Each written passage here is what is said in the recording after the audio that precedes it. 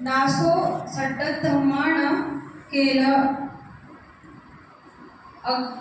अगधती सोगडी।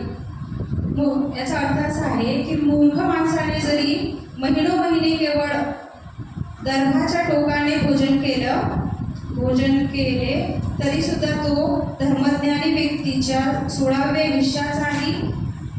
हिश्श्याचीही पण बरोबरी करू शकत नाही।